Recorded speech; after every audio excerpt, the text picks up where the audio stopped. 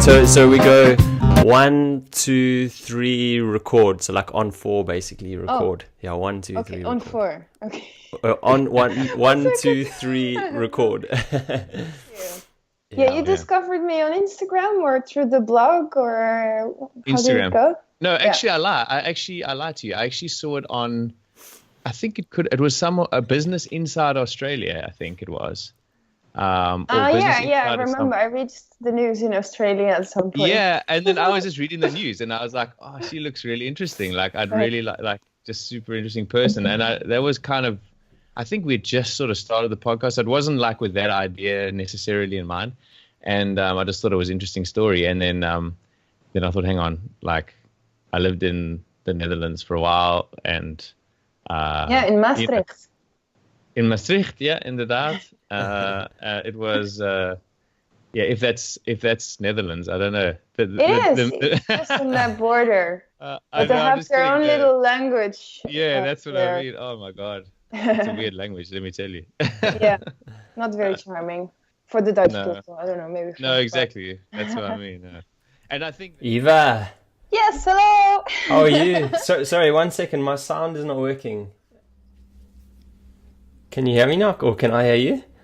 Yeah, I was already hearing you before. Awesome, cool can stuff. You hear me now? Yeah, I can hear you. Sorry, it was just on my side. How's the day going?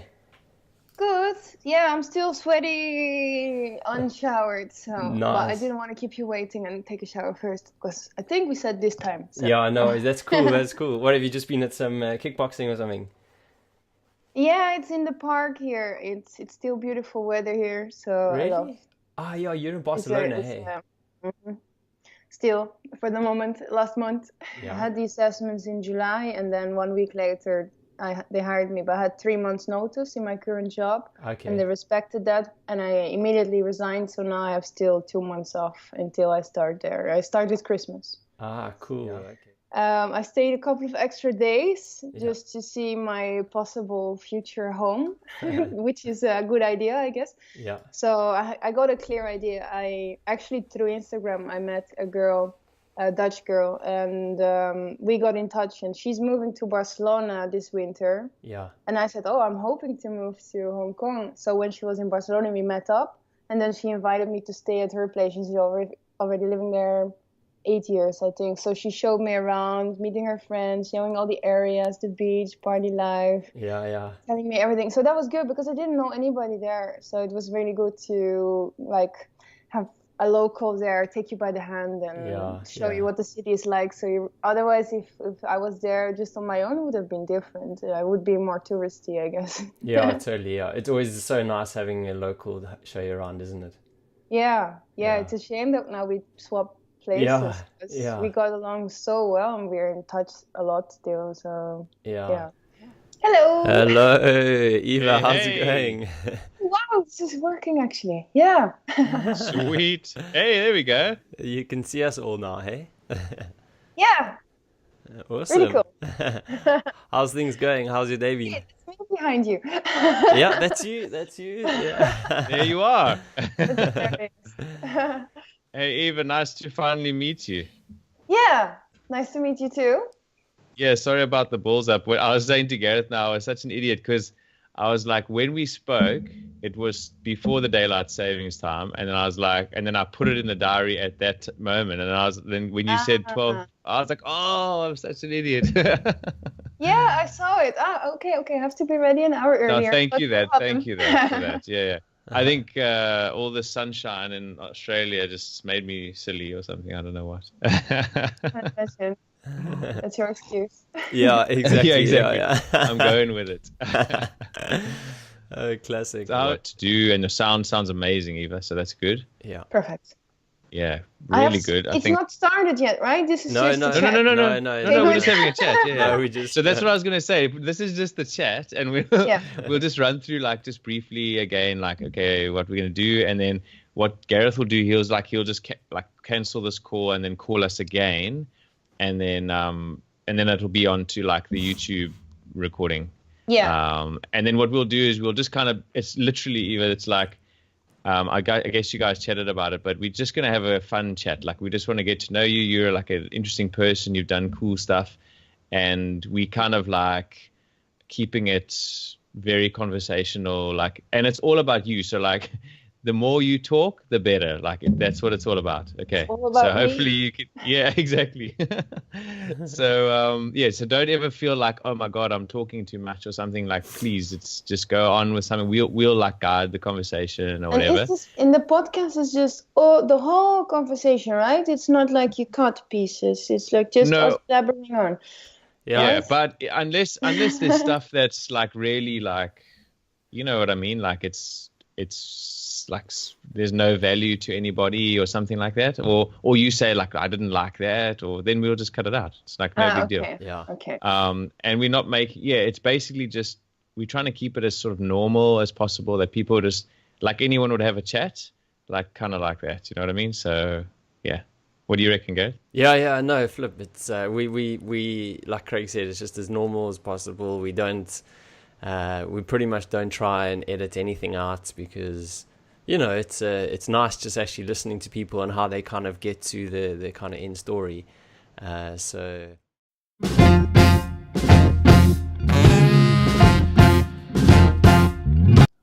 1, 2, 3, record. Woo-hoo. Gareth, my boy, how's it going, my man? Great, guys. Very well. And you, buddy? How's your day? Yes. Yeah, really awesome, man. How about you? Yeah, very good. Thanks. It's nice to see your new little background there in your new office in your new house. Yeah, but it feels good in the new digs. Yeah. And going well, man. Thanks. That's cool, man. You had a nice weekend of moving house and getting all settled in. Yes, bud. Yeah, it's good for the lower back, eh? yeah. Some heavy lifting, eh? Lucky you have massive arms, but. Oh, yeah, but yeah. Lucky me, that's going to really help me with my sore back. Oh, classic, bud. Cool, man. So obviously, thanks so much for joining this call, everybody. This podcast, everybody. We're actually just experimenting with a few things, and last week I was a little bit upset with the sound on the intro and the discussion that we had on John's podcast. I was like really echoey, and we are just experimenting each week, so please bear with us, and we promise at least this one is definitely going to be better, and hopefully going forward we'll have nailed it. So it's all about just playing around and seeing what works and what doesn't. And and learning from your mistakes, and I think this week we're hopefully going to nail it a lot better. Yeah, totally, man. And I think we're our own worst critics, so we don't need to hear from anyone. Thanks so much. And just kidding. And and we're just going to see how we go with this format of introduction and discussion. So we'd love to hear what you guys think compared to the other way. We were just a bit too formal, we thought, so we're going to try and mix it up a bit more and try and be more of ourselves, you know. This week we spoke to a really, really interesting person, as we do every week, Ava, and we've had a discussion of how to pronounce her name actually, and there's sort of I think we both suck at it a bit, but the Dutch way I guess is like Ava. Yeah. And I don't know. We were saying Eva, I think literally the whole time, which is seriously something we should like improve on when we speak to our guests, get their names right. 100%. Even if it is like a different sort of dialect or language, but anyway, that's our responsibility. Eh? Yeah. But then you do have a funny accent as well, but you're like half South African, half Australian, so Yeah, but a nice one, mate. Classic. But we had a really good chat with Eva, and she's just a really awesome girl from Holland, from Netherlands, in Haarlem, and she studied journalism actually in the beginning. She wanted to just travel the world and interact with people, and she's kind of achieved that in a different way now. Hey, Gareth. Yeah, definitely. She always seemed to have this vision of what her day looked like, and she wanted to be traveling the world and meeting people and stuff. And I think she realized halfway through her journalism degree that probably wasn't going to happen, and then she pivoted like completely, and decided that she wanted to be a pilot. And wow, I mean, we had such a learning experience just hearing about, I guess, the whole process and what's involved. What did you take from that, Craig? Well, other than the awesome part about the simulator, which I thought was like, I was awesome. No, she's so knowledgeable, and she's been through a lot. It's not as glamorous as one might think. She came out of flight school, and it wasn't straight into this glamorous job. She went into this job where she was, as she called it, the bus driver of the skies, fast turnaround, short sort of flights in Europe. And she had to work for 2.5 years without a job, just keeping her continual development, professional development up until she could get a job. Don't you think that's pretty impressive, hey? Yes, so impressive. I mean, wow, you have to be, I don't know, like your mindset must be sort of framed a certain way, once you finish a course like that, to actually deal with the fact that you might not work in your industry for ages. And, I mean, sounds like she did actually really well, like 2.5 years, because some of the other guys in her class was 7 years that they didn't get a job as a pilot. I mean, I think that is a true sign of someone that is passionate about what they want to do. You know what I mean? Like, maybe that's what it is. Pilots, they literally are born a pilot in a way. You kind of just want to do that. And you almost, I mean, you just have to be, like, you just have to love it that much to deal with 7 years of, I guess, probably knockbacks, disappointment, and then at the same time keeping up your flying hours and paying for it, etc., etc. So, wow, kudos to, I mean, her especially, and then to other people that deal with that. Yeah, and she's not like, she wasn't upset about it, and she was so positive the whole way through, even though she had a lot of debt that she had to deal with. And yeah, it just shows you, if you want something, just got to work at it, keep at it, have patience, and knuckle down and get on with it. So, and she's had to deal with other stuff too. I mean, we were just really shocked that she's had to be in a tough environment, male-dominated environment, and in this day and age, she still got refused jobs in the beginning due to her gender, which just, totally shocked Gareth and I. That I just still can't, even discussing it now with you, Gareth, it's like just unbelievable. Yeah, I mean, like, when we heard that, like, in the chat, it was just like, what? Are you serious? And I know it was a few years back in 2010, but still, seriously, let's be realistic here. I mean, we're talking 2010, and there's still discrimination against what gender you are, for whatever reasons, it's just not fair, and it should just never ever be that way. So, and I think guys also have a big responsibility in this. We need to speak up for women, and we need to make sure that there is no discrimination. And and it's so important. Like ladies are just like, they're just everything, and they create such an awesome balance when it comes to business and working and lifestyle. And so boys out there, make sure that you big it up, shout them up, and there's no discrimination whatsoever. 100%. So before we move on, let's go and hear what it's like for Eva to be ridiculously human, and we get to see the other side, the side that we don't all get to see on Instagram, and we're really excited to have a good chat with her. Okay, Craigos, do you want to count us in, bud? You ready to go? Yeah. 1, 2, 3, record. Alrighty. There we go. All square. We ready to roll? Yeah. Sweet. Yeah, so here we are on Thursday evening in Australia, morning for you guys, and we are super excited to have Eva from overseas, all the way in Barcelona and Netherlands and all over the place. Goedemorgen. Goedemorgen. Good morning. Welcome, and thanks so much for coming on. We're really excited to have you. Yeah, I'm flattered and honored that you guys want to have me on the Ridiculous talk. Ridiculous talk. Oh, classic. How's your day? How's your morning been? Good. Yeah. Could sleep in a bit because I don't have any job to go to at the moment. So just took it easy. Met with one friend already, and now I'm here for talking with you guys. Cool stuff. And what is like a normal day like for you when you are actually working? Oh, so I just quit my last job, but Yeah. I've done that for 4 years, so I can explain how that was. Yeah, that would be flying. Yeah.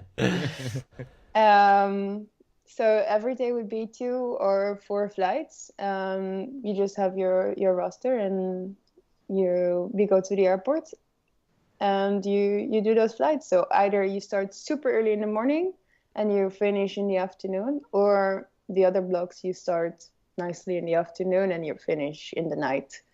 So it would usually be coming back home after your shifts. Yeah.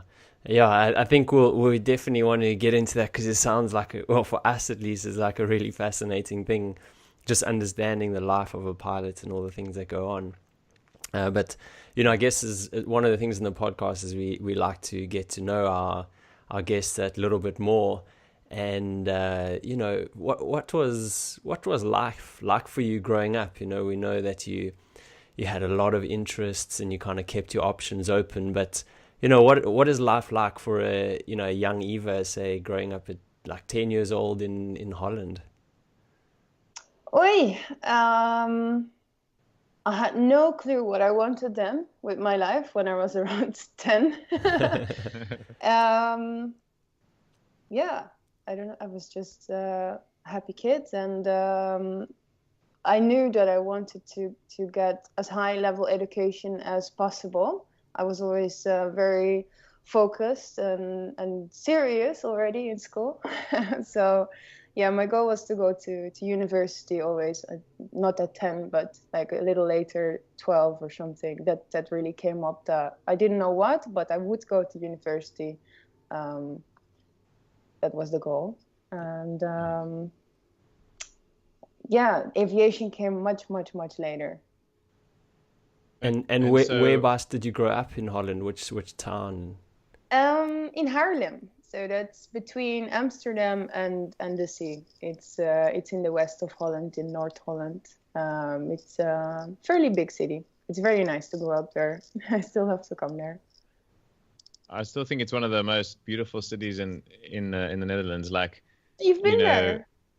Yeah.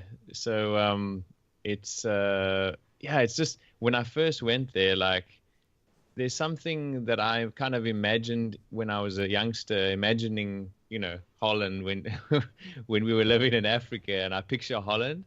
That's kind of like how I pictured it. It's like these beautiful like buildings. It's kind of cobblestones. There's windmills. There's water. It's like really beautiful, actually.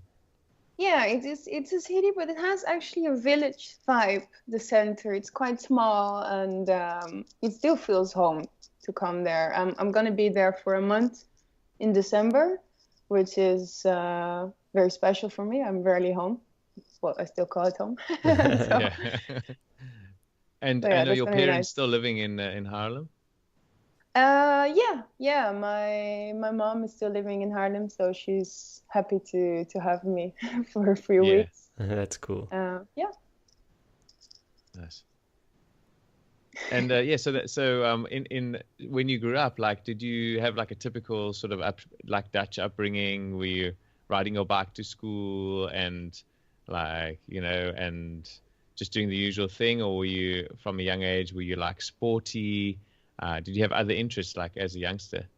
I was a bookworm completely. Yeah. I was addicted to reading. Actually, I would eat the whole library almost. Yeah. I loved reading. I loved to be in my own fantasy world. Basically, I wasn't particularly sporty or even very social. That changed later. No, as a kid, I loved the books, and I wanted to do a study with literature in the end because of that, and that happened. And now I don't read so much anymore. And what sort of stuff were you reading as a youngster? Dutch literature, just anything, just nothing in particular, like all the famous Dutch authors. Yeah. And like so which ones are like famous Dutch authors? Oh, my favorites. It's not everybody's favorite, but it's Boudewijn Buch. I was completely fan of his work, especially because he used his life for the books that he wrote, but he took it so far that he started to mix up reality with fantasy, and he completely made an artwork of his life because of that. Like, he wrote about a kid that died, and he put it through in his whole life, and all his friends started to believe that he actually had a kid that died, which later people found out never had happened. Wow. So, and throughout his work, he put it was autobiographic, but it wasn't in the end. And that was so fascinating for me. And this whole oeuvre, there's this big amount of books that he wrote, is all this mystification of his life and work. And yeah. And then in the end, when I went to university, one of my literature professors was one of his best friends, which was super special. Yeah. So I took him for lunch once in a while, and then we would talk about his friend. Jeez, that's cool. Yeah. So the guy's books were basically, he had multiple books, but they were all kind of based on his fantasy sort of life. On the same topic about having a dad that abused him, that was traumatized by the war, and about this kid and his loneliness and his failure with women, and I don't know, very very typical. People wouldn't say that it has great literary value. It wasn't that well written, but I was just he became a celebrity as well on television. He had a travel program. He was in many shows. He wrote like a maniac. He was absolute workaholic. And I thought that was also inspirational. Someone that he had just so much knowledge on everything, and every topic that he would discuss on television, people became fascinated with that. Like, his main interest was Goethe, the German writer. So all of a sudden, people were into Goethe, which is really not that mainstream topic. Or the dodo, the bird that died extinguished in Mauritius. Yeah, that also was one of his big fascinations. So there was a very wide spectrum of fascinations that he had, and he would also write about that in different kind of books. Like, the man was amazing. Wow. So he became quite a celebrity in his own way, like. Like, but you were reading his stuff before he was a real celebrity, I guess. Yeah, on TV he was this clown almost. Like, he had this mask of being a popular figure, but then in his books and in his knowledge, he was not. It was Wow. It was very unique. And was he like? Did he ever get his books translated into English or anything like that, or were they purely in Dutch? I don't think so. I don't think they got translated. Maybe one of his books made it. No, I don't think so, actually. I think it's pure in Holland that he's a celebrity. I don't think he has fame outside of the borders. Oh.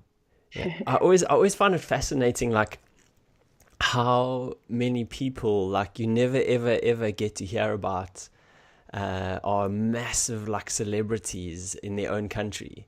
It's always quite crazy in this day and age how you'd think you would hear about these sort of people, and they'll go walking down the street in their hometown and everyone will want to know who they are, but if they had to go somewhere else, they would.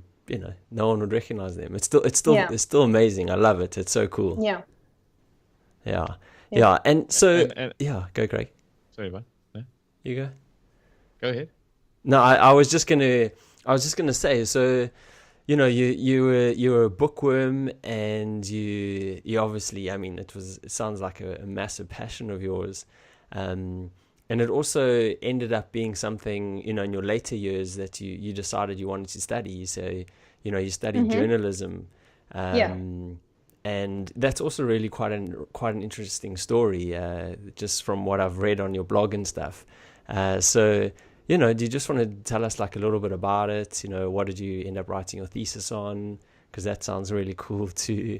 Where did you study? Yeah, so in the end, I thought journalism was the way to go for me. I love stories. I don't like so much the hard news, like the news of today, the fast reporting, but I like to make the background, and I like to meet all these people what drives them, and that have the stories, and maybe explain some backgrounds on the news of today, like the more in-depth opinion pieces. I thought, and I would write. I wouldn't do anything for TV or radio, that was for sure. So there is a school of journalism, but that is not university, and my goal was still university. So I went to Leiden, because there you could combine any study that you want with a minor in journalism. So I thought that would be the way to go for me. So yeah, I studied Dutch with of course, all the subjects I picked was literature, plus journalism there. And yeah, I finished in the end. Yeah. Even though I started I did only the bachelor. I did 3 years. I got the bachelor degree. And in the second year, I really started to doubt where this would take me in life. I figured that I wanted a certain life, and I thought journalism was certain to give me that life. But then I thought it could also fail. And then I wasn't really sure if that was the way to proceed. So, what was the life that you wanted? What was it? I wanted to live abroad. I would love to live in different countries. Like I would travel, and we were in Paris or in Rome, and I would always sigh when I was with my parents, "Oh my God, to live here just for a while, that must be amazing." And I thought, as a freelance journalist with different people that give you assignments, there's always these possibilities that you can do a life like that. So I didn't want to work in an office. I wanted to travel a lot and meet with a lot of different people. And then I realized for this kind of work, I figured out more about the life of freelance journalist. You have to make such a name for yourself, and you have to get the right connections of people that want to give you this assignment. And I thought if that doesn't work out, then I'll still end up for some regional little magazine somewhere, and then writing about people that actually do live the life that I now described. Yeah. And I was sitting behind my desk writing about them, and then going home, and I wouldn't make a name for myself. And I started to really think maybe this could fail. Yeah. You didn't want to take that chance, even though there's that can, in theory, you had a good idea that would definitely, in theory, happen. There's also a good chance that it might not, and I totally get that. I experienced already in the study some setbacks. Like I interviewed a really famous Dutch author, and I put a big amount of work in it, and I interviewed more professors of literature and famous people, and I had to create this piece, and I got an outstanding grade for it, and the teacher said I really should try to get it published. So I did, and was rejected immediately. People were not impressed. I was like, that's already showed it's not easy to get your foot in the door. And I remember there was one assignment we had to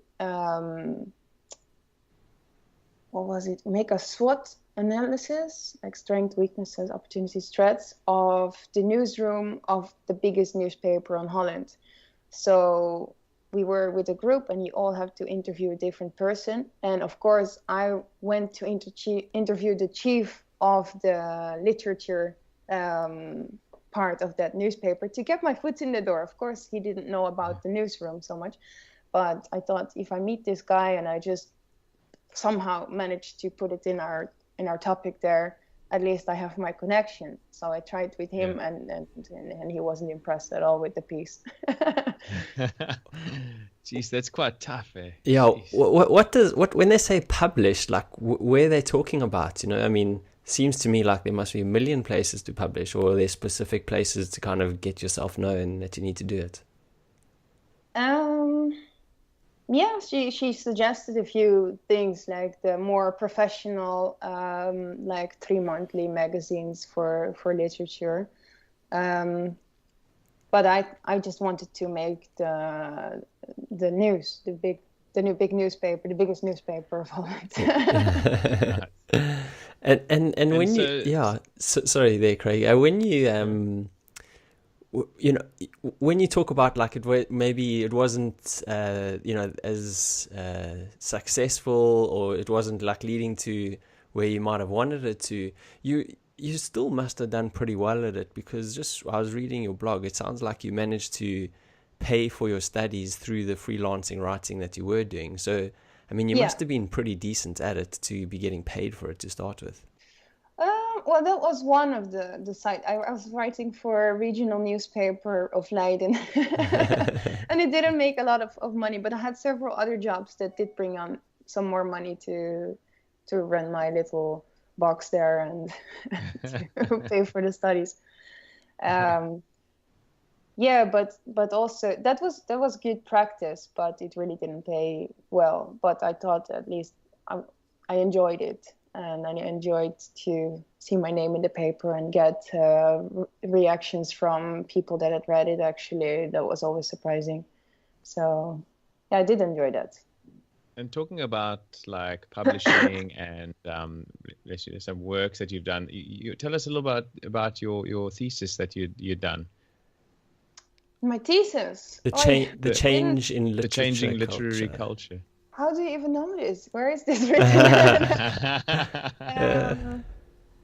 Yeah, I don't know how I came up with that anymore. I think it was one of the themes that one of my professors sometimes picked in his classes, and I really admired this professor for all his work that he had done. So I was sure I wanted him to be my, I don't know how is the English words. Like, there's one professor that you write the thesis for, basically, and he grades it. So I wanted him. Yeah. So you have to make a proposal, and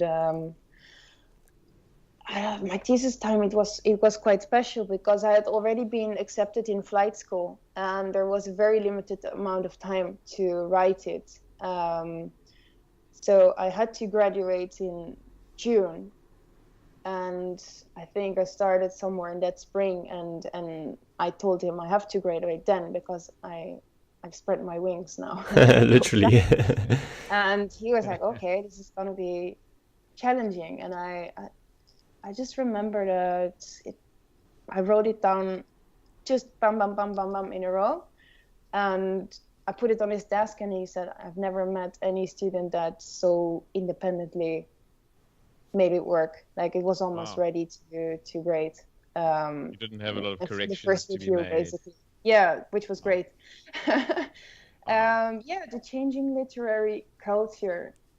Yeah, how the book lost its status, basically, which has many different factors, internet being of course one of them.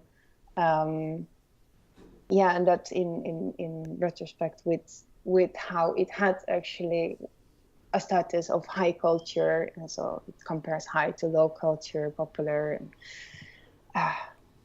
Very fascinating stuff. Yeah. When you get deep into it, it really is quite interesting.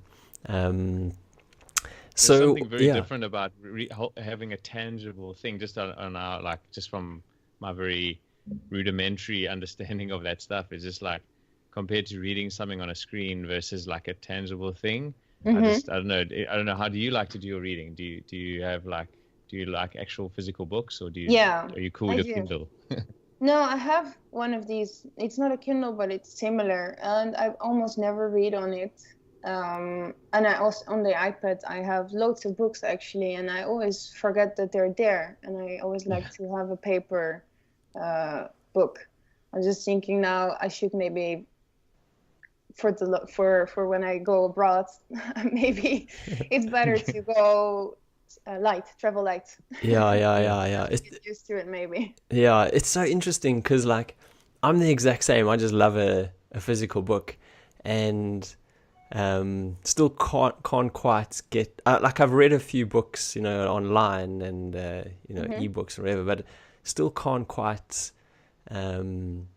just get my head around them. And also I don't find them like it's not my favorite thing to do, you know what I mean? If I'm reading, I want to be holding something. And I almost wonder if like that's just our old school way of doing things, and if that is definitely going to change in the future. It's quite interesting.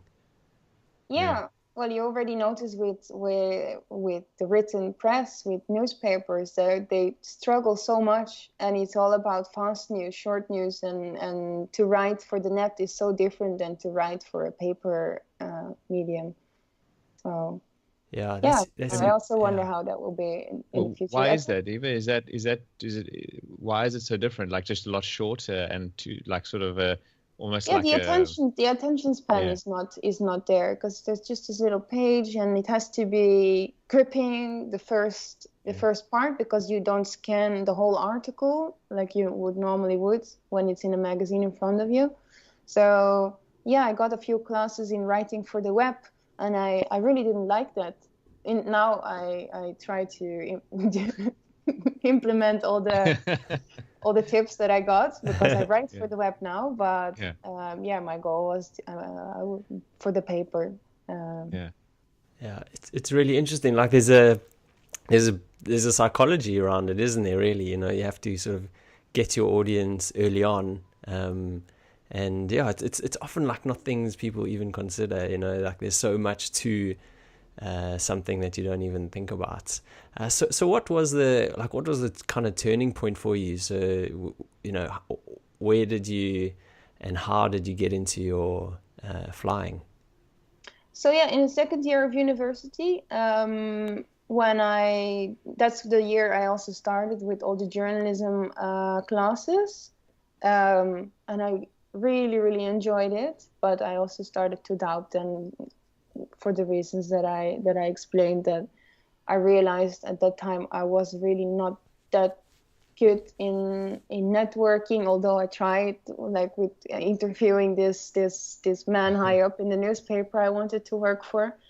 But I didn't think at that time I had the right characteristics as well, like enough self-confidence, and was quite shy and not that good at networking. And I thought, this can go wrong. All this changed actually, but a bit later. Then I was confused. I didn't know. Okay, but here I am. I'm doing well. But now next year I have to choose. You know, am I gonna continue with the journalism? And I had to choose for the writing or for the TV and radio. And I know I would pick writing, but still I wasn't sure. And in the back of my mind, then this old idea came. Not even an idea for myself. It's just I thought the life of a pilot was the perfect life, and I never considered it, because it was always in high school. I was really good in the languages, in French and English and Dutch, obviously, and I struggled with maths and I struggled with physics. I forced myself to do these subjects because I thought I should have some basic knowledge for the rest of my life. I will never ever do something with physics or chemistry or any abstract topics in my life again. And who knows, I might need that for whatever I'm going to write about. So I forced myself. I even had to take a year extra because I failed. I took the package with all the abstract. Is it abstract subjects? Abstracts? Yeah, the subjects. and you had to get higher grades than I did. so I took again that year, and then I passed, but then I always thought that pilots, that you would need all these maths and physics, and that it would be too difficult. But yeah, then I apparently mentioned it to some of my girlfriends. I mentioned it to my mom, that I sometimes dreamed about, pilot studies or becoming a pilot, but that was silly. And then, yeah, my mom can't remember it, but I think my mom suggested that I should visit an information day of a flight school just to do something with this idea. And she joined me then. And I was like, yeah, why not? We can go there. I did some research, and I was okay. Apparently, I can apply, because all you need is the subjects that I did and a pass, and I passed it. So, yeah, then you go to the information day, and they tell you all about the study, about the subjects. And I thought, meteorology, it's also fascinating, and the principles of flights, and it was a new world. And it would be a couple of months theory, and then you would fly for a couple of months the little planes, the Cessnas, the Vipers, and I thought, my God, and that's cool. And I was very naive. I didn't know about the aviation market, how tough it would be. I didn't know a lot about the whole market anyway of aviation, of the history, how it worked. But what I knew was I wanted now to go to this school. Yeah. Yeah. Something had given you that spark when you were listening to that sort of information day. Something like stirred up inside of you, and you were like, "This is exciting," and that was enough to get you moving forward. I mean, you didn't have to think about the rest. Yeah. Yeah, I saw this as that became my plan A. I had to go for this. And then in the third year, I changed to, instead of the journalism, I completely switched the package, and I chose English language acquisition, because I thought that's the only thing now that could be valid if I join aviation, which could be useful. I don't need to learn about journalism, or I'm going to be a pilot. So the third year, it starts after the summer, and in February that year, I had my assessment with the flight school, and I got in. Cool. So then I had to quickly write the thesis. And which you're good at under pressure. Yeah, that worked out. And then I changed, and I'm happy that idea entered my mind for some reason, and that I put aside that belief that I wouldn't be able to do it, because I thought, well, if I get in, if I manage to pass the assessments, then then it's not too big of a dream, then it's possible. Yeah, wow. Totally. And how long does it take to kind of study to be a pilot? If you do an integrated course, which is everything that you need in the end for any airline to hire you, you have to train them with the airline still, Airbus or Boeing or whatever they fly, but that takes 2 years. It's called an integrated Atpl course, and so for me also it took 2 years, which sounds very short, but it's a really big change. University, you have a few classes a week, and that's it, and you have a lot of time on your own to spend on whatever and studying. And this was going to class every day from 8 till I think 5 it was. Classes the whole day. And then in the evening it was homework, and there was every week you had exams that you had to have a certain pass mark. Otherwise there would be, after a low grade, a talk, or even kicked out of school. Yeah. So that was 8 months of theory. That was really, really intense, especially coming from university and being in a class with all boys, and it was such a different experience. Jeez, yeah. Sorry. And so did you, at that stage, did you like how far in are you able to like jump in a plane and go like, let's start doing some practical? Yeah, so after all, it depends per school, because some mix theory with practical training, but this school was, you get half of the subjects the first 4 months, then after those 4 months you do the exam, and then the next 4 months you do the other subjects, and at the end you do the exams. And then if you pass everything, then it's the time to start the practical training. So first, all the theory, all the subjects, general navigation and whatnot, before you even step in an airplane. So you get all the theory, and then finally it's time for your first flight. That's so cool. Like, what are the subjects that you have to learn? I mean, I'm so fascinated. So meteorology is a very big one, about the formation of clouds, of thunderstorms, of different pressure levels are very important, about the whole world climate, tropical storms, wind, and how does it deflect or not, and everything need to know about that. That was a big one. Radio navigation, general navigation, performance, so how do all the elements affect the performance of the engines, for instance? When you say that, we're talking about like oxygen and carbon dioxide and nitrogen and that. Is that what you mean? Yeah. Temperature, upslope, downslope. Which point do you decide to continue with the takeoff roll if you get an engine failure? When do you continue, or when do you stop? There is a certain speed that, before that, if you have an engine failure, you stop because it's still safe to stop on the runway. And after this speed, you have to continue because it's safer to get airborne than to overshoot the runway and kill everybody. Yeah. The point of no return is like just full power basically. And get off.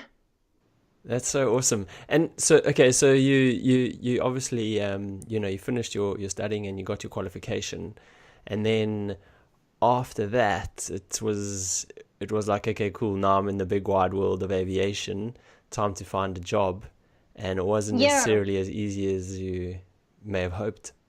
Yeah, well, the practical months, they were amazing. They were finally, I was living now abroad. I was living in Arizona first, and then I was living in Portugal, and that's where we did all the flying. So that was finally when I realized I had made absolutely the right decision. Because I never flew in a little airplane myself. So now it all came together. With the theory I didn't know yet, but then I realized, wow, this is me now.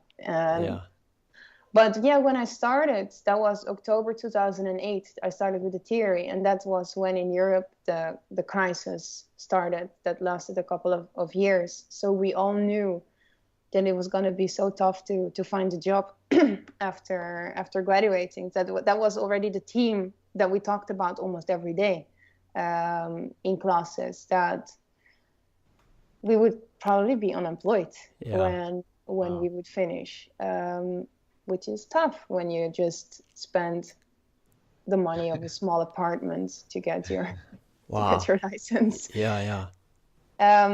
But yeah, so we all knew that it would be really tough to get a job. So it was no surprise that it didn't work straight after graduating. So mentally, you were semi-prepared for that. You were kind of like, okay, this might happen, and I've got a game plan, or did you just kind of wing it from there?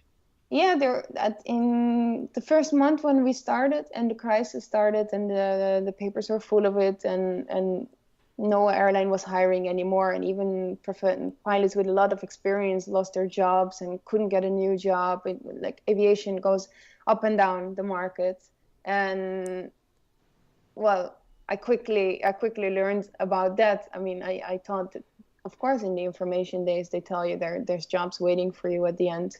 And you start very naive. Yeah, of course, if I finish this, they all gonna want me. I'll be skilled and fresh from school. But then we all knew that was not gonna be the reality. So the only thing you can do then is get as high grades as possible for all the subjects and pass all your practical exams first attempt, because the airlines looked at it as well. Like even the airline that hired me in the end wouldn't give you a shot if you had once repeat in any exam. So I didn't know that at that time, thanks God. It would be probably too much pressure, but I put enough pressure on myself to pass everything first time, luckily. Jeez. And what's so when you're training like and you're going from the Cessna to something bigger, what is the step up, and like what does it feel like? Because I can, I know what it's like to say drive a car and then you go and you drive a bigger car, but airplanes, it just seems crazy. What is the progression? So yeah, you start single engine on a Piper in this case. And then you learn to fly initially with a map and looking at, that's called VFR, so visual flight rules. So you plot your route and you go from lake to village to road crossing. And then you don't have any instrument real knowledge yet. So yeah, then you start, of course, with an instructor, and then there's many, many hours that you'll do solo flying. So you look at the map and you're all on your own and coming back to the field after a few hours. And then when you graduate with that, then you start the instrument flying. So then there's no map anymore, but then there's beacons and there's radials and there's tracks that you have to fly, and you fly like that. And basically also there's a lot of times that you're not allowed to look outside at all, because you have to demonstrate that you know how to use these VOR and ADF needles and fly like that. So that's still on the single engine plane. And then when you finish with that, then you do multi-engine, which is only 20 hours, but you do it in a 2-engine turboprop. For us, it was the Seneca 5. Probably it's not very famous, but then you already feel a little bit like there's 2 power handles and there's on the sides, and now there's 2 engines, and you feel now you are actually not in this tiny little single engine that if you fail then you just glide down, but now you can still fly on that one engine as well. So yeah, it starts already to feel very real. So that's the whole pilot study still. And yeah, of course you get trained in the end to fly the really big jets. And what do you train in a simulator or something like that? True. Yeah, you finish with an MCC course, and that was on the airplane that I flew for the last 4 years, the Boeing 737. So that's 5 sim sessions, I think, of about 4 or 5 hours. And then you pretend that you're professional airline pilots and fly the Boeing in a simulator, which is, again, it's totally different from everything that you did before in the small ones. But when I was a kid, there was a little game called like Flight Simulator. I remember that. Yeah. Do you remember that? Yeah. And I always thought like one day when I'm big, I so badly want to get into one of those proper ones like that you obviously did. It must have been so much fun to like the real deal, like all the buttons. It just looks super complicated. Obviously, we'll talk about it in a sec, but it just looks really, really like really impressive, I must say. Yeah. I don't know, for me at that point there was I just felt very much a lot of pressure. Actually, I didn't enjoy this stage so much. For me, that was the toughest stage. You're so close to graduating, and there's a very short time span, and they have very high standards. So for me, that was just actually a very exhausting week that I didn't enjoy so much.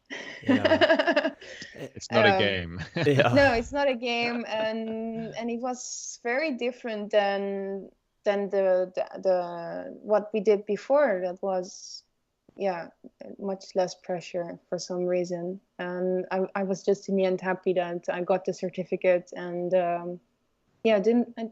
I don't know, I didn't enjoy that part so much. We had a very tough instructor as well. Yeah, So it never makes it easy. that can also make a difference.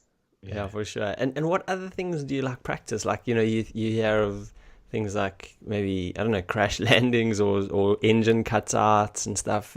Is that what you, I mean, how does that work? Like, it just sounds like, to me, I'd be terrified. I mean, like, oh my gosh, how does it, what happens? You mean in the simulator, or no, with the actual flying? Yeah, the actual flying. Yeah. When you're practicing, like, say, it's not a engine PFL practiced forced landing, which they just cut the power, of course, not completely, but to idle, and then they will say, okay, you land, and then there's certain amounts of checklists that you have to do, that you have to know by memory, what to switch off, what to switch on, what to do, how to glide now, which speed. And then in the end, just before you're at this strip that you picked to make your practice force landing, they will check if you did everything correct, and if you come out at the right point, not if you overshoot and end in the trees, you failed, of course. But if you end nicely at the beginning at this strip, and they see you would have made it safe out of there, then they're, oh, good job, and they give you the power back, and off you go again. So there's nothing scary about it. It was fun. I mean, it's probably not so fun if actually from the propeller stops and now it's for real. But it's quite comfortable exercise. Yeah. So would you say you were a bit of a natural when you were, like, when you got onto the practical stuff? Did you just sort of feel really comfortable and you were just like really enjoying it? Or were you like super nervous in the beginning? Or I don't think I was one of these like natural flying gods that you have sometimes, that just have it in their fingers and just that they stand out really. I don't think I was one of those. It came with just hard work, and I think I was good, I think, but not outstanding.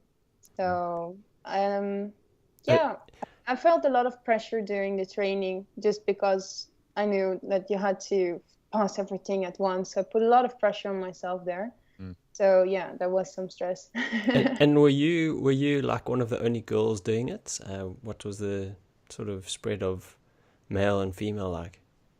I was in a class of 24, and it was one girl. So that was me. Wow. But there was other classes that had 5 girls. So it was just really spread out. I think we would make the percentage of the 5%. That's also now in professional aviation still the case, that every 100 pilots you have 5 women, something like that, more or less, 4 or 5. Wow. Is that in the Netherlands, or is that sort of worldwide overall? Yeah. Oh, wow. Yeah. Wow. In every company, I think. And do you think there's like a reason for that? Yeah, sometimes I wondered why, because it never occurred to me when I started this that it was actually a man's world or a man's profession, or that I would be unique. Yeah, later I realized, I picked a profession that women are very in minority. But why? I think there's a few reasons, I think, why not more girls pick it. I think because, there was not a lot of female role models, like female pilots, that were out there, or, they're in most families. If there is a pilot in that family, it's going to be the uncle or the dad, not the aunt or the mother. Yeah. So, if you don't see it, then you don't even think about this option. I think, there's so many female stewardesses, so you think about that earlier. Yeah, true. So I think, because there's not so many out there, it just occurs less. Not that people think, it's not for us, but it's just, it doesn't pop up in the mind, unless for some reason this girl has a passion for aviation, or indeed has a role model somewhere. Of course, it happens as well, but much less. Yeah. It becomes a lot more normal then when you just see like sort of very normal looking, you know, not these like crazy people that are like super obsessed with aviation, like you're saying, just normal people that really enjoy this and get into this. And they become role models for more. And then it just becomes, oh, wow, like it's okay almost. Or I hadn't thought of that. And then more people will just follow suit, which is kind of what you're doing now, I'd imagine. Sorry, what was that? What I'm doing? That's kind of what you're like at the moment. You're sort of becoming that for people as well, because, you know, like just by being you and saying like, well, look, I had to work hard. Like you said, I had to like, it was a tough thing, but I really wanted to do it. And I got through, and I'm not, you know, and now other people go, oh, it is doable. I like to give people honest information, not make it more glamorous, or just give an insight of what is required, what attitude you should have. And I think I like that I'm visible for everybody that's of course out there, but especially the girls, because they will send me feedback that there's been quite a few girls that said that I inspired them to also pick up flight training, or they have certain questions if it's not tough for a girl or things like that. And the fact that I'm visible, and I can also say it's not tougher for a girl, because that's often the answer that they get. Yeah, it's quite tough. You have to really be strong there to keep yourself standing between the guys. It's not like that. Absolutely not. So I just like to share that, and that sometimes helps them over that last bit of hesitating of picking a job that's dominated with guys. Yeah. And it's so you said like it's quite expensive to train, like you said, always say like a small little house or something like that. So how did you afford to pay for it? And is it something that you almost do need like a mortgage to pay off, and maybe still are? Yeah, I'm still paying off. Wow. Lots actually. So on average, an integrated course, I can just tell you the numbers, is between 100 and 110,000 euros in the Netherlands. That is like in Spain, there's cheaper options. If you look abroad, there is cheaper options out there, but it will still approach the 100,000 at one point. Plus, there's 2 years that you can't earn money, because this is really a full-time study. You can't earn money during the same time. So also you need money to survive for 2 years. So I got a loan. There was a bank in Holland, ABN AMRO. Okay, yeah. And they did special pilot loans. So they would offer you the full loan if you got accepted by a flight school, which was for me absolutely the only way to afford it. And I was lucky that they had this deal. But then the interest was extremely high at that point. So in the end, you also have to loan that for 2 years. So my start loan was 155,000 euros. Wow. Yeah. So, and then you start and the market just crashes basically, or drops down. That's not a very nice weight to have on your shoulders. Yeah, totally. And it took you a while to find a job, hey? Yeah, it took 2.5 years to find a pilot job. I had another job, but to get hired as an airline pilot took 2.5 years. That was long. That's a really nice. I think that's really commendable, because, and I think for not any industry, like you did a lot of hard work in that time. Am I right? You kept doing some training, simulator work, You didn't just sit back and go, "Oh, a job's going to come to me." No. I immediately got a job in an airline, but initially at the office, and then thanks God, after 3 months, I could enter operations department, which is very close to the pilots and the flight routes that I had to make as a dispatcher. So that was good for getting a few connections there, meeting all people in aviation. for getting at least a decent income, so I could rent a small place for myself, pay my interest only, not pay off any debt, but at least pay the interest, and have some money to, I mean, it's quite expensive to keep everything valid. You have to make flight hours, and every hour to fly is about 250 euros. You have to make your flight exam. You have to keep your medical valid, and you have to train in this 737 simulator as well regularly, just in case if the assessment comes up and you didn't do anything for months, then they're not going to hire you. So you have to be ready all the time. So I think I did everything I possibly could. I had these schemes for or tables for myself. What did I do this month or this week? Which airlines did I call or write to? Which people did I speak to? Did I train? I started to write freelance as well, or voluntarily for an aviation magazine. I wrote about the bush flying course I did in your country, South Africa. I did a language course for the German market. Was at one point improving, so I did a special German language course to get more chances there, because they always wanted to see a certain level with a certificate. So I got the certificate. I was only busy with getting that airline job. I was only living for that. And at one point you really think, how long am I going to do this? Because it's only living for the future some point, and you never live in the present actually. So then I met a couple of guys that were still going fully for it, and they had been unemployed or no pilot job for 5 years. And I thought, wow, these guys are still going for it. No way, I'm going to give up already.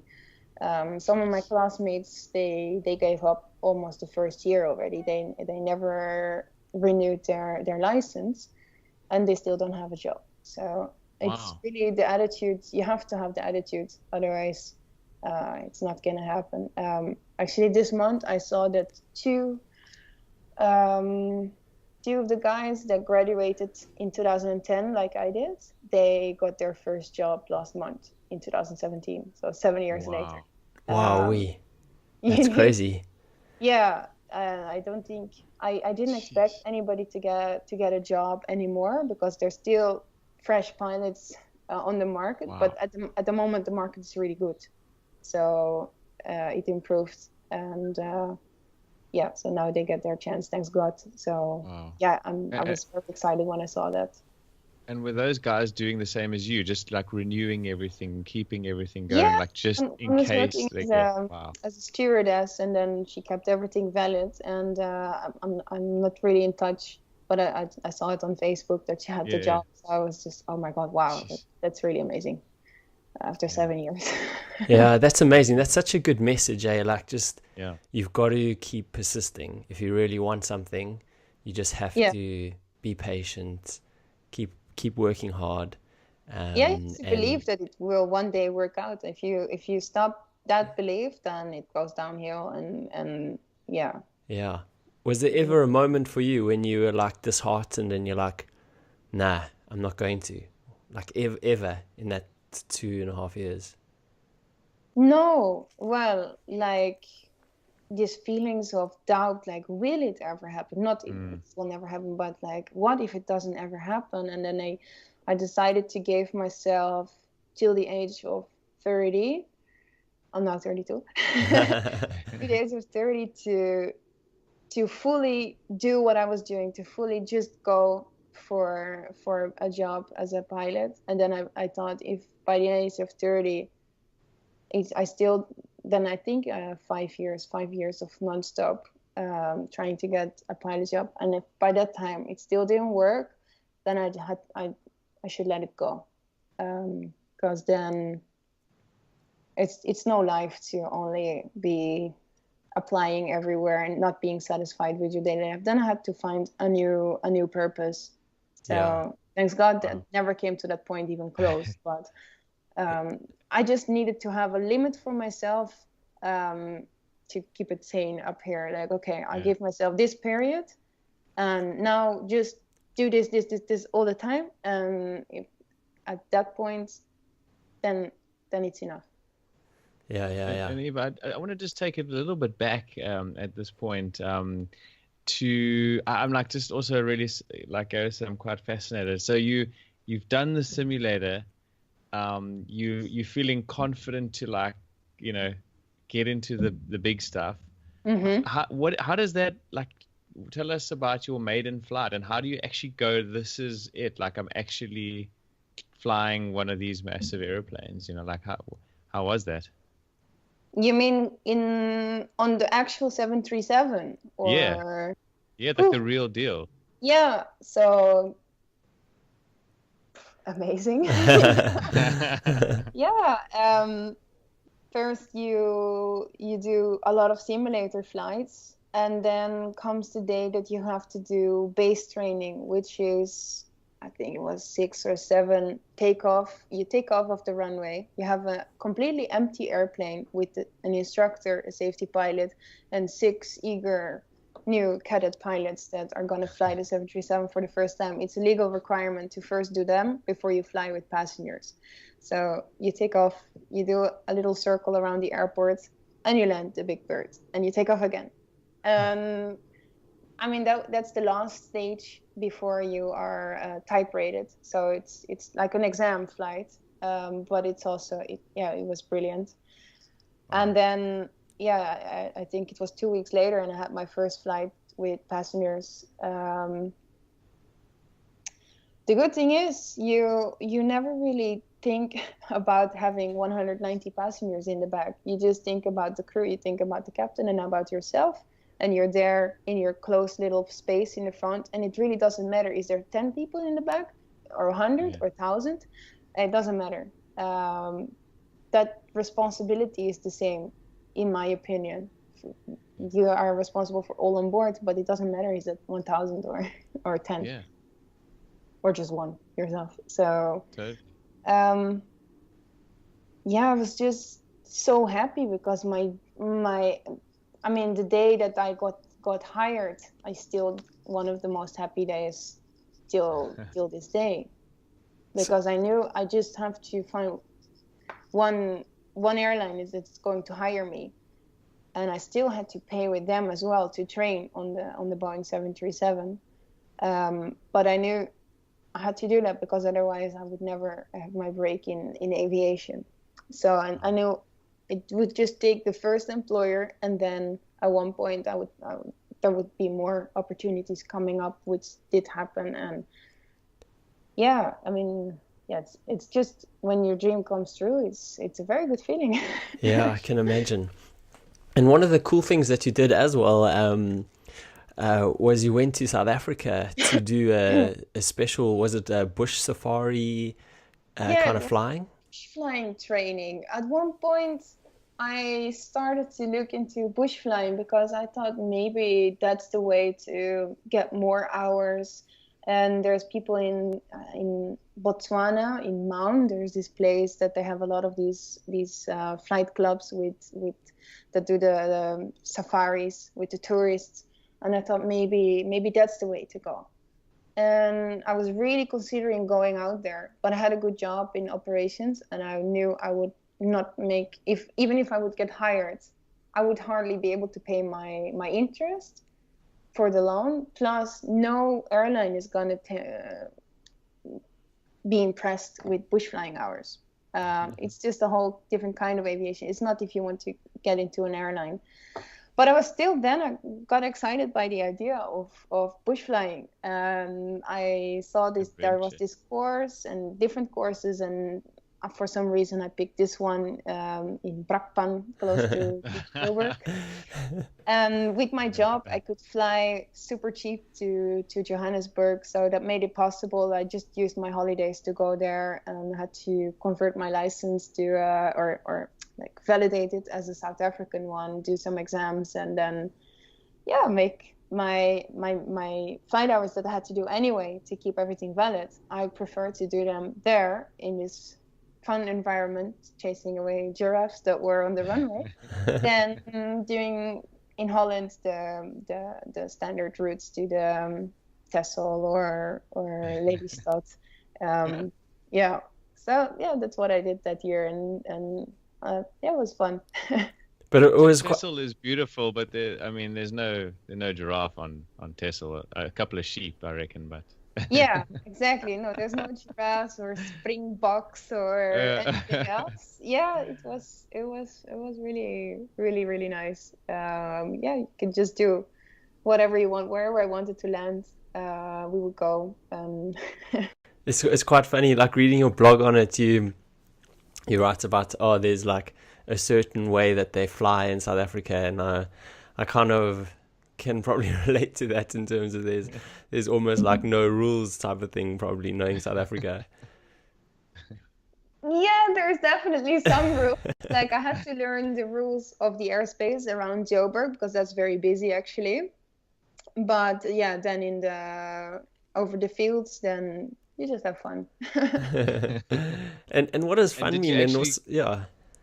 Sorry? No, before we move on from that, did you actually go on like some safaris or like get into the bush a little bit and enjoy We landed at one of the resorts called Kunkuru, and yeah, we overnight there, and then there was this ranger that took us to see the giraffes, and they had crocodiles, I think, and some other stuff, small stuff. Nice. I wanted to do there's this, what is the famous safari park called in South Africa? Yeah, I wanted to go there, but I just didn't have any money left. So I thought when I'm in South Africa, I might as well experience that. But money was a bit tight that time, so I had to come back. Yeah, that's classic. So tell us, where were you when you got the offer of your job? Like, that must have been, like you said, you can still remember that day. Yeah, so it's a bit of a special story maybe. At one point my school became preferred supplier of the airline that I worked for 4 years. So everybody that passed everything first time, which was really not everybody, they would get a shot. So I was very excited, but you also had to be a guy. They said that they wouldn't send any girls to this airline because the airline didn't want to hire any girls. Wow. So that was extremely frustrating because I wasn't allowed to apply directly myself to this airline because they would only pick from my school persons that were recommended by school. I feel already again the anger coming up. I can imagine, yeah.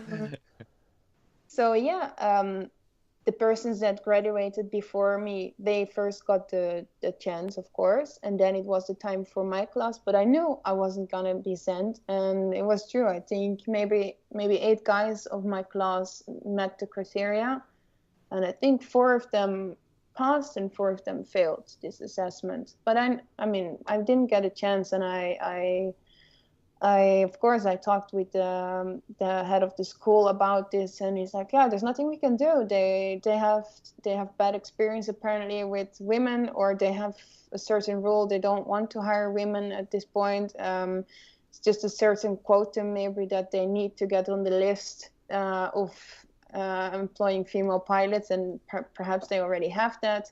No, we're not gonna give them your file. So what can you do? So then it took two years after that. I did the exam for this German course I was talking about. And at this course, I met a girl from flight school. She finished, I think, a year before me. And she got hired by this airline.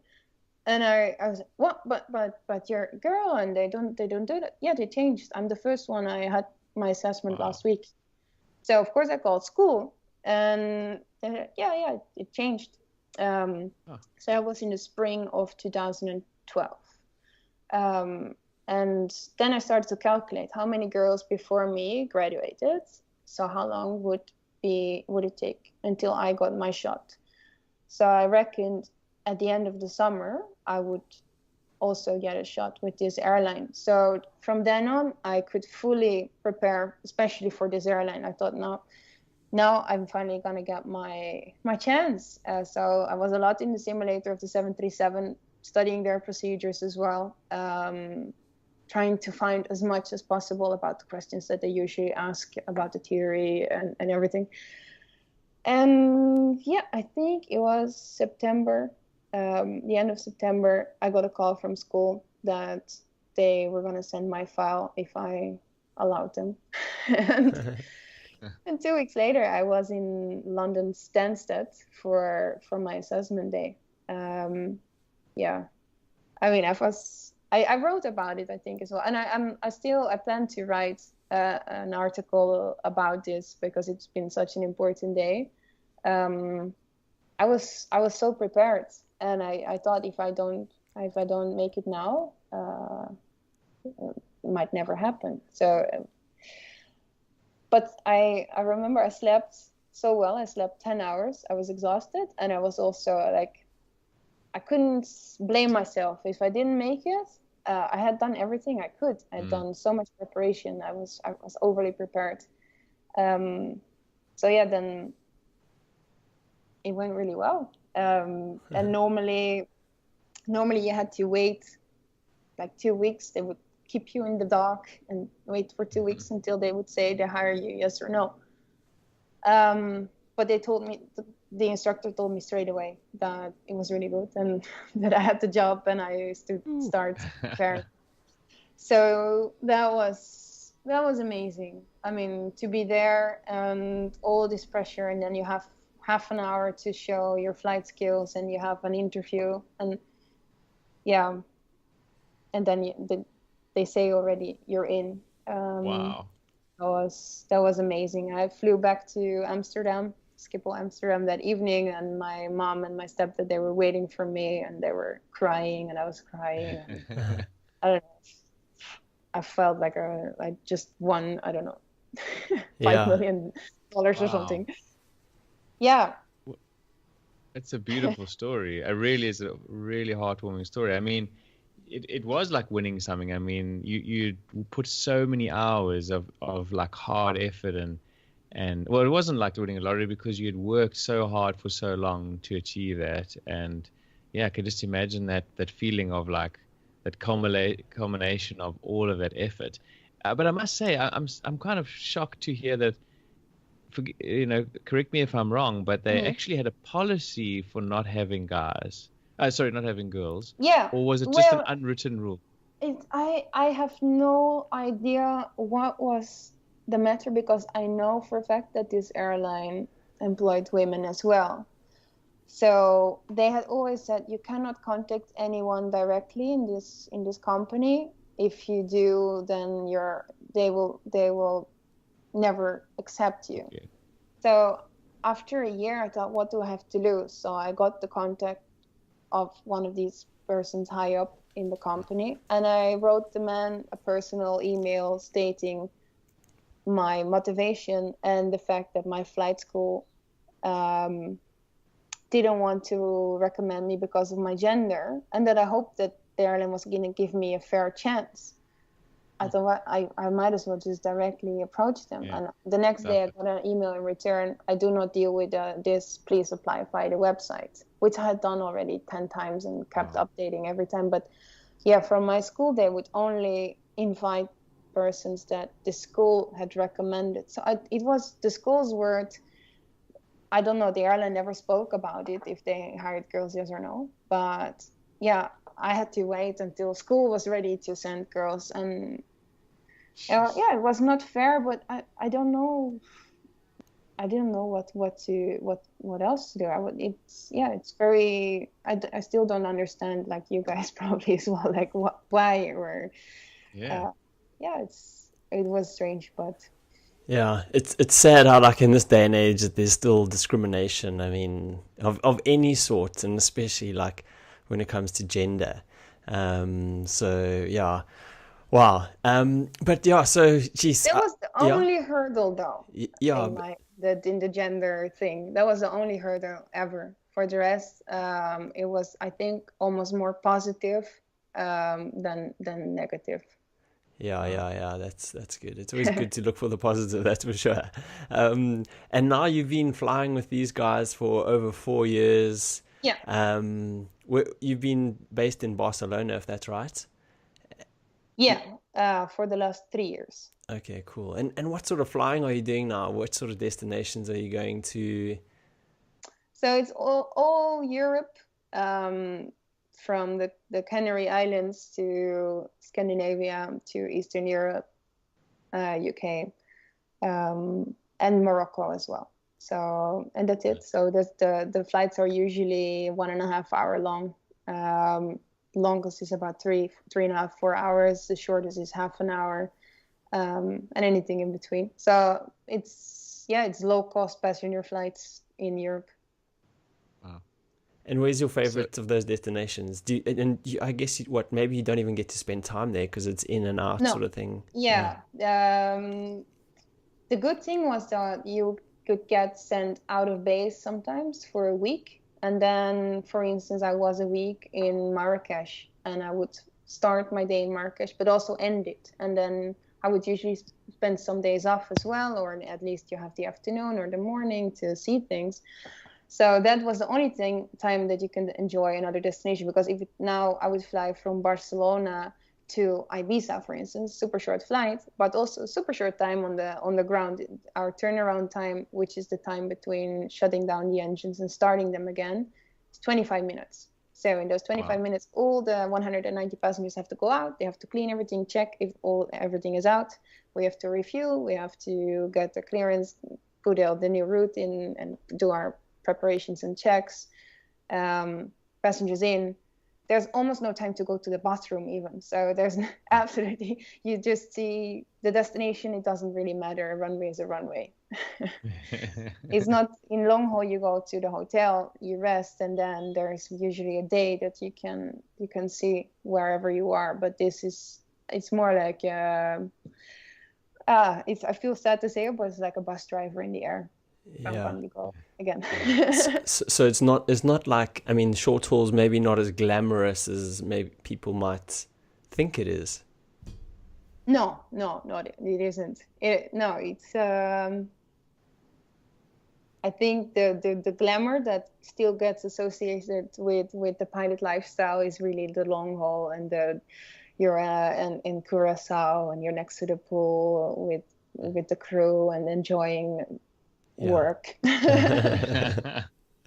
But I must say, just hearing your story, 25 minutes, like I always used to think hospitals were like, what an organizational thing, like logistics and everything. But an airport and flying, I just think that must be, it's, new respect for when they've got a 10-minute delay and all of that stuff has to happen over and over and over again in a day.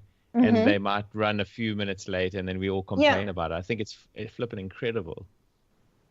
Yeah, well, if you have 4 flights and you start the first flight with a delay already, it will affect the whole day. So there's always time pressure on the ground to make it as short as possible to get in the air again, to avoid the delays for the other flights. And you would always have to explain why there was a delay, like with codes, and you had to write something. So there was a lot of pressure. I mean, especially the captain, he has to decide the delay codes, and he has to explain for delays. Was not so much pressure on me. I didn't have the final responsibility for that.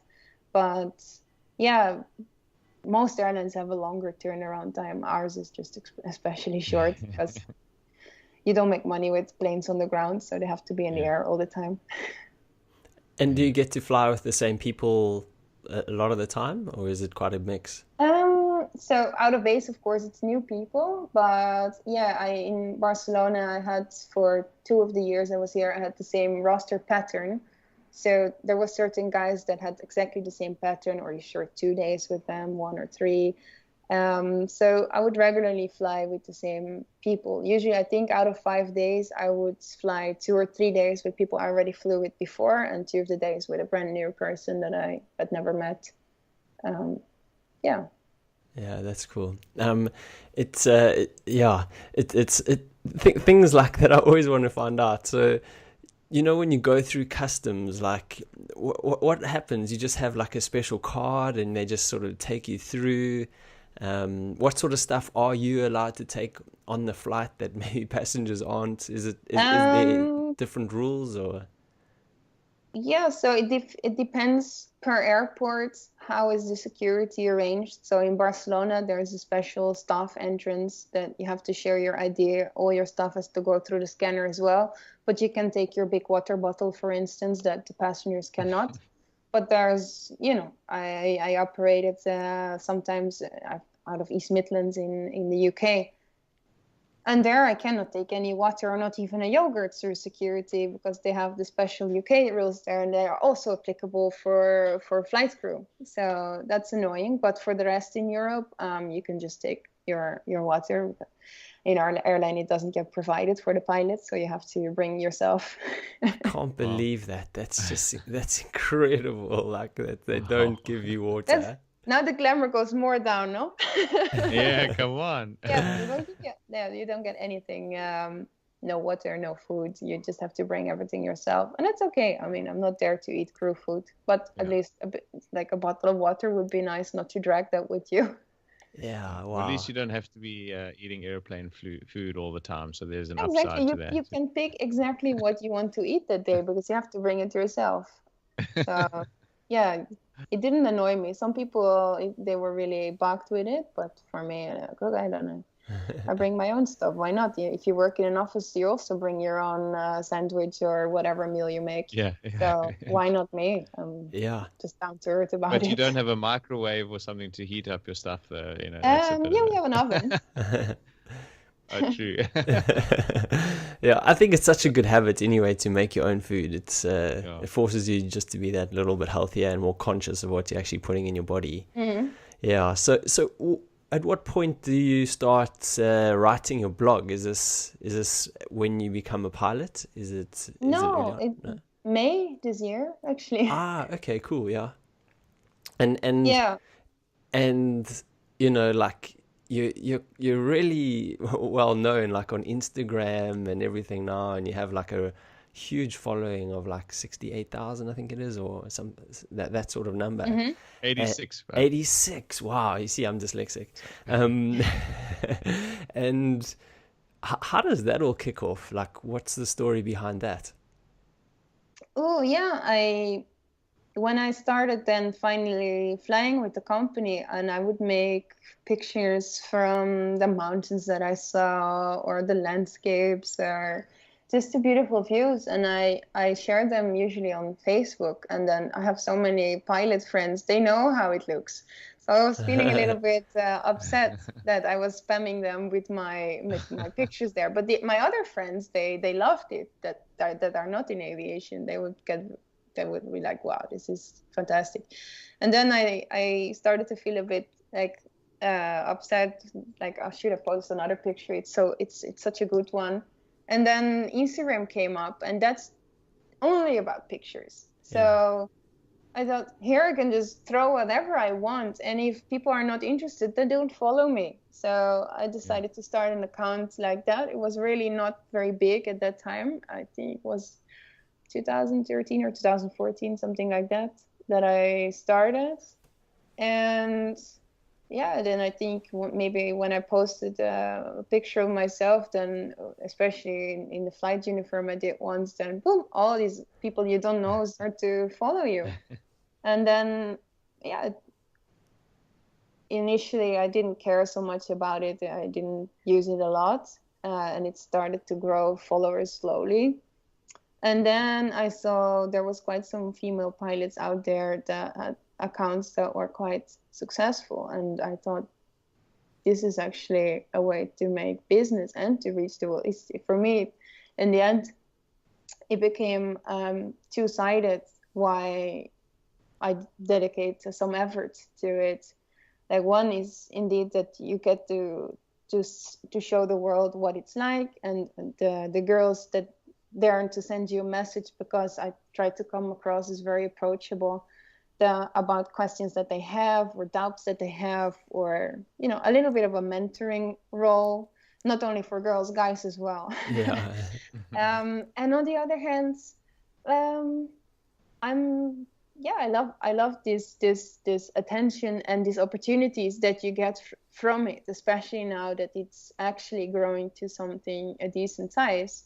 There is articles that now they write, and there's companies that they want to work with you, and they're suddenly, just from your pictures and the stuff you do, you can make money with it, which is very good if you still have flight school debt. And so, I mean, you've got a lot of things going on, and you really, the Instagram is done really well, and it, obviously takes a bit of your time. But how do you fit in? Because you're also like into kickboxing and fitness and keeping yourself healthy.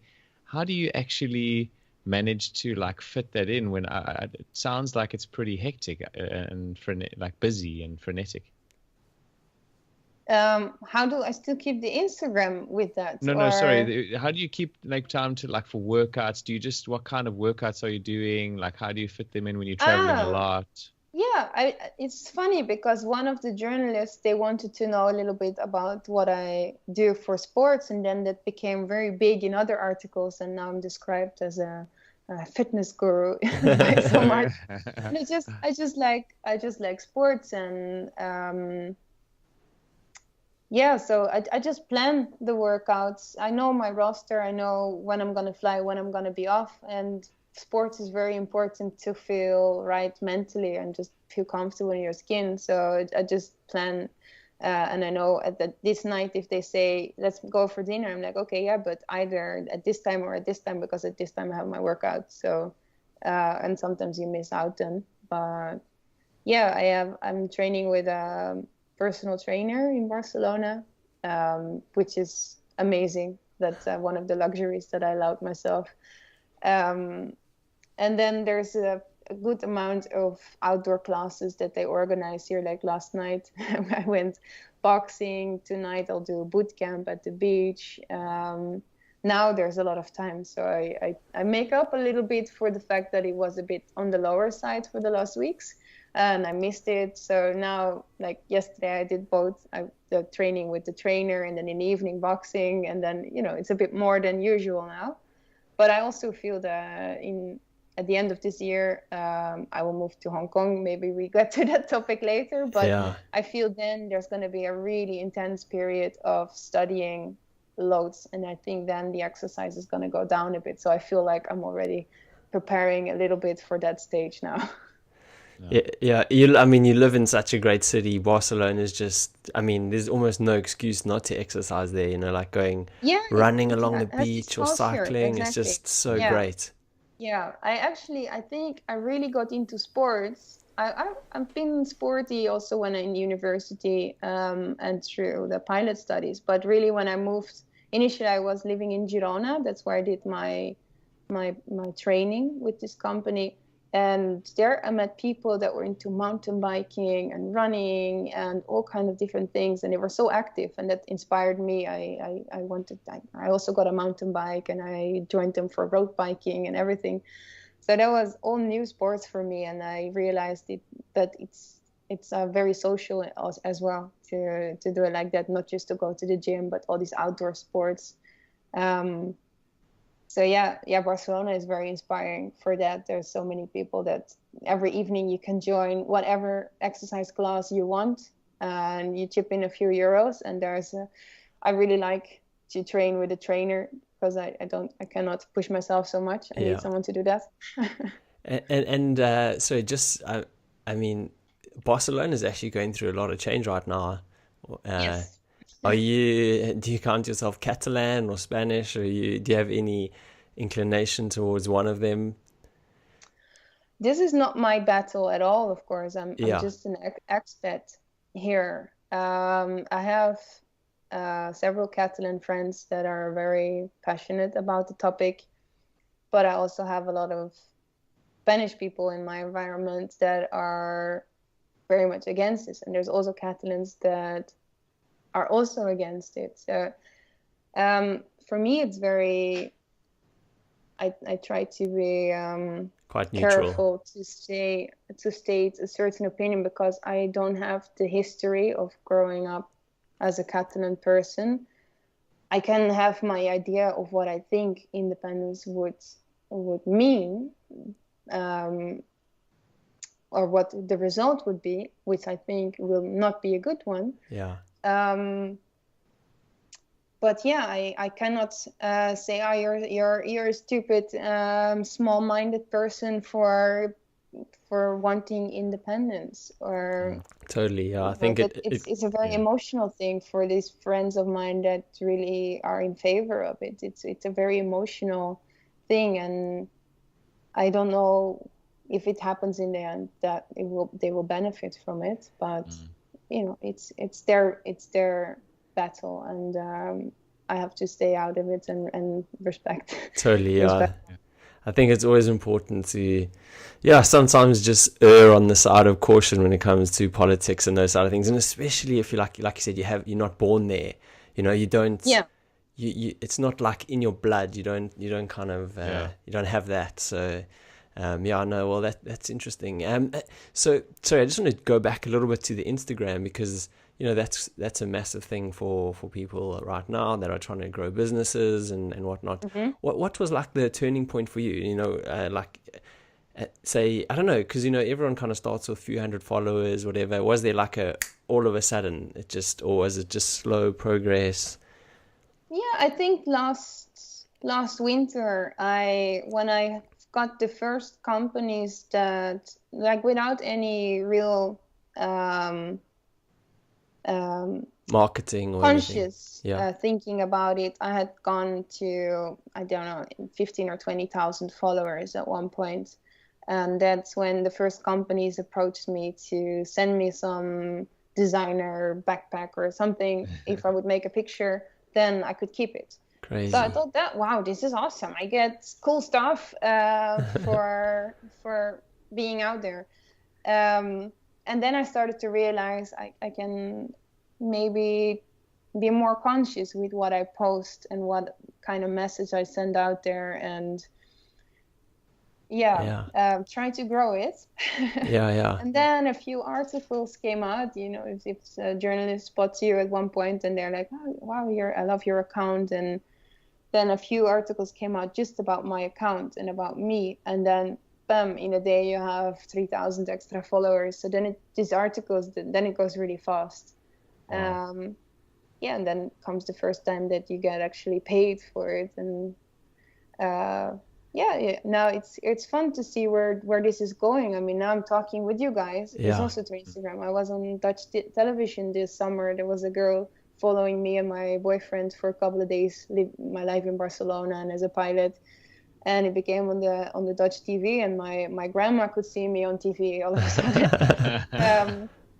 Or in Dutch magazines, or there's just a lot of fun things that come on your path through Instagram. I love social media, so that's a good thing. Yeah, that's so cool. Do you feel like pressured, or like do you feel that it's because it's getting bigger? Does it feel more like scary in a way, or is it just more like kind of fun? Not at all. I make sure that there would never be a picture that you can take like out of context, like that would have like a provocative kind of picture, because there's accounts, of course, with girls flaunting their bodies completely, and I don't want to send that message in the world. So, you know, I will never put like a sexy posing picture or something like that. Just because in these articles, there's already a few articles out there as me as the most sexy, gorgeous pilot out there, which is of course ridiculous. But like, that's not the kind of message I try to send out there. I try to send out that it's fun. It's a fun job. You can do it as well as a girl, and you can, if you want to have information, I mean, my email is there, and I have the website now, and I think that really adds to it when I started the website, that I could show more than just my smiling face, but like combine a little bit again, that I always love to write anyway, and I get such nice feedback on the articles that I write there. Sometimes just about how well it's written, which I like, but people that are inspired, that also went to South Africa actually to do a bush flying course, or that say that they did something similar, or now that I have my new job, that they were like, I was reading it and I was like holding my breath and feeling the emotions that you've been through. Wow. And yeah, that's really nice. I do enjoy that, and I really take my time as well to answer these persons that take their time to reach out to give me some feedback. Yeah, and I think that means a lot to people as well.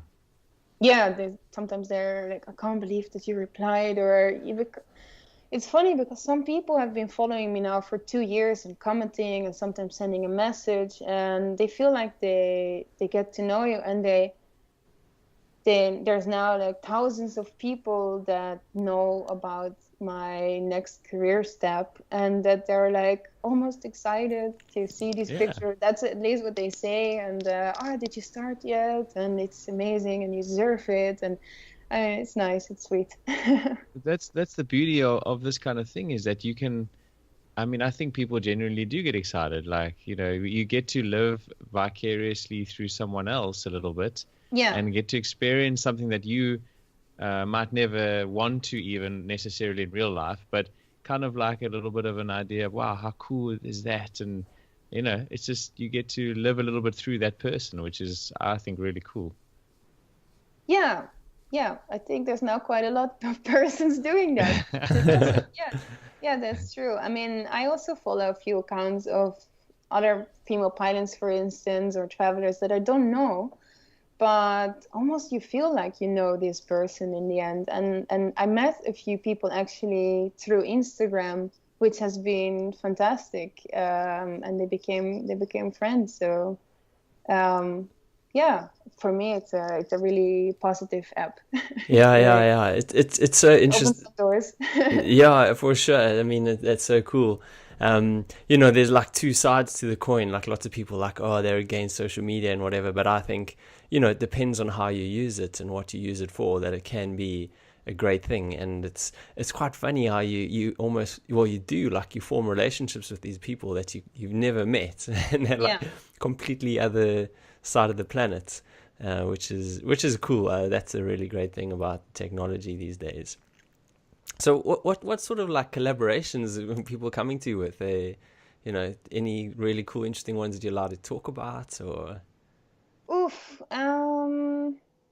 Well, there's now something. It's pending. I'm sure I can talk about it. It's a company approached me that makes social media videos, and they asked me if I want to go to Dubai for 5 days. It would be next week, for the Dubai Aviation Air Show event, where all the big companies will be, like Boeing, Airbus, private jets, celebrities, whatnot. It's closed for public, and then I would be there visiting the air shows, and they would record whatever I'm saying. I have to mingle with the people there, and yeah. So they're now, it goes through the government of Dubai apparently. So it's a bit slow. I'm still waiting if I go or not.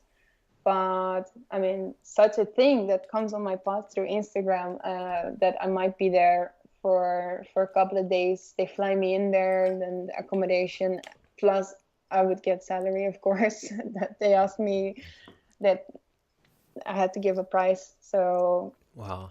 Now they I think it's depending. I think now it depends if this company is allowed to go to this event. So yeah, I'm flattered that they asked me to present these kind of things. That's really cool. Yeah, like, I mean, congrats. Like, you know, just from being a really humble, nice person, just kind of trying to show people what the world looks like. It's, you know, it's really sort of paying you back, which is fantastic. I just really dig that story. Yeah. So let's, I mean, you know, you've just like got an awesome new job now, so congratulations on that too. You're going to be heading to Hong Kong in early December or start of next year. Sorry, water. I start just after Christmas. Probably I have to fly there 25th of December. Because my exams are planned for the 27th. I have to get a Hong Kong license, and I have to make a couple of exams in order to do so. So, yeah, starting there, moving there, having my life there soon. Wow. And how did that come about? Like, where did this come from? Had you been looking for something specific? Did you want to move up from the 737? Yeah. And also talk about the differences. Like, what is the difference going to be? So my dream was to have a job on long haul next, which is that you fly worldwide destinations instead of just the short hops in Europe. So that you would then have these overnights at the other side of the world and just experience it. I think it's not something you would do your whole life. Like, it's not easy with family at some point, but it's something that I want to experience. I don't want my whole pilot career to be just the bus driver in the air kind of feeling.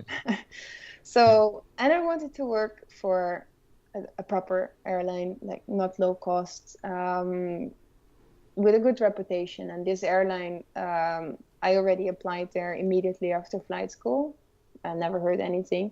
That was for the second officer position, so you could join as a cadet. So yeah, last year I applied at 2 airlines that met this criteria, and one didn't work out and one worked out in the end. Yeah, I have a friend, he's working there already a few years, and he contacted me, look, there's this new vacancy for people with jet experience of 2 or 3 years. I think it could be something for you. So we called, and I didn't talk to him for a long time. So about what is life in Hong Kong like? I've never been there. I now have, but at the time I had never been there. So it would be nice to hear from someone living there. What is Hong Kong like? I knew basically nothing about it, and it got me very enthusiastic. Also, it told me a lot about the company, about the terms and conditions, which were for me jaw-dropping. So I thought it would be a great opportunity. So yeah, I made a lot of effort for my application, and then what I described in in one of the blogs, that then it was silence for 8 months, and yeah, this year it started rolling in the spring. They got back to me, and in July I could present myself. That's so cool. And what's the difference between the airplanes that you're going to be flying? Yeah. So I'm going to fly the Boeing 747, which has, of course, a much bigger range. It has 4 engines. It's the second biggest airplane, I think, in the world. And I'm going to fly cargo. So no more passengers. And I think in the end, a lot is the same. Like, already one of the girls flying there said to me, you really don't notice when you're in there in that flight deck that it's such a big airplane. And I think that's true. Like, you're only always aware of the flight deck, which is about the same size as the 737 flight deck. It's really not so big. So, and then of course there's this whole big airplane behind you, but okay, you have to probably put the thrust a bit earlier and put the nose a bit higher earlier to make a nice landing. But that will be about it. And there's only certain airports that these big jets can land on, because it has to have a certain runway strength and length, especially. So yeah, everything's going to change. I will now have 1 flight instead of 4, and instead of in my own bed, then I will be there at the destination checking in, and the next day to another destination. So really the long haul life that I want to see. Yeah, and of course based in Hong Kong. I mean, that's been also a dream still. I mean, to live abroad. Before Barcelona, I was living in Rome, and I've always been thinking I can get more out of this career as well. And I know Middle East it doesn't appeal to me, even though with Emirates and Etihad and everything, there's plenty of opportunities there for experienced pilots. But I value my free time as well a lot. And if I'm off, I don't want to commute. I want to live wherever I have my apartment. Yeah. So that will be Hong Kong. And I think there is a very nice lifestyle actually that you can have. So Yeah, I that's thought that was definitely worth a shot. yeah, totally, yeah. So what do you just like pack up everything and literally go? Your boyfriend, does he work in the industry as well? Is there big changes? Yeah, it's amazing. Well, the whole year actually was one big change for me because when I applied, I was single, and then I met him not even a year ago, 11 months ago. And then he lives in Barcelona as well. He's also Dutch. And then in April, when they got to me, I said, well, there's this opportunity coming up, but it will mean Hong Kong as a base. How do you feel about it? So we've only been together at that point like 4 or 5 months. So well, then it will be our adventure. So he's freelancing as a travel guide. At the moment, he's in Sri Lanka, a tour guide in Barcelona. He's been acting. He does filmmaking. So he is very flexible in coming with me. Nice. It's really for me that he's joining for our love together. Yeah, of course. But there will be for sure opportunities there in Hong Kong. He will make new connections. He can still do the travel work that he's doing at the moment, and then the other work, the acting and filmmaking. He has to make a new network there, which I have no doubt that will work out. So it's amazing. I never thought this could happen. Like that. Usually, if I tell people, they all assume that I go by myself, and then their mouth almost drops. Like, your boyfriend is joining you. I mean, it's standard that if you think if a guy gets a big job abroad, it's usually the woman that follows. But the other way around is very rare, actually. So I don't blame people for that reaction, but it just shows how it is kind of special. That I move for this career opportunity. I move to the other side of the world, and there's someone joining that doesn't have any job set up there yet, but hey, we'll make it work. Yeah, it's so exciting. Like you said, how many couples have done that? It's not necessarily that way, but it's, you're a couple and you're going overseas, and that's, that one thing I think with all the traveling that you've done, I guess the world is also a bit smaller for you, like compared to maybe the average person. You just, okay, well, it's just a flight there anyway. Yeah. Worst case scenario. So it's not, it's not the end of the world, and you guys, you'll make it happen, it's an adventure for sure. Yeah. I don't know how long we're going to be there. I feel at some point Europe will be calling us again, but I think now it's a perfect moment when I'm off. Then, and he's there, of course, as well with the freelance. We can work it out together to be off together, and then we'll be in Hong Kong, which is center of Asia. So we put on the backpacks and we go to Japan, Indonesia, and just have a couple of really fun years, I guess. I'm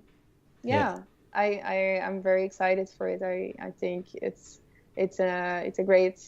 a great change for both of us, actually. I think we're going to enjoy a lot. Yeah. But on the other hand, what is going to be different is now I'm home every evening, and then he's moving with me, of course, to Hong Kong, but I'll be actually away a lot, which is I know he's a bit hesitant with that, and that's really going to be different. So I don't know how long usually those periods are going to be, but that's definitely something that's going to change. Like, there's not this almost standard life that you can have, that you're home in the evening and you eat together. No, I'll be gone a lot, actually. But so does he with his work, and we'll that stuff you'll just figure out as you go. Yeah. Yeah, that's really cool. Cool. I mean, it seriously has been so interesting talking to you and just, hearing about your story. And we just want to say, like, we're really, really happy, first of all, that that you came on the podcast. For us, it just means the world, I promise you. But also just to say, like, what a great guest you've been, and what an inspiration you are for anyone out there, really, but I guess mostly for women. You give them that sense of hope, and there's opportunity if they want to go and do something that might be dominated by men, for and that's really, really cool. It's cool that you are this person, and we've loved having you on, and we just wish you all the most success in the world. Thank you so much. Mm-hmm. Yeah. No, I also just like to echo what Gareth's saying, and also, not only thanks for sharing with us, like we really are super grateful for that.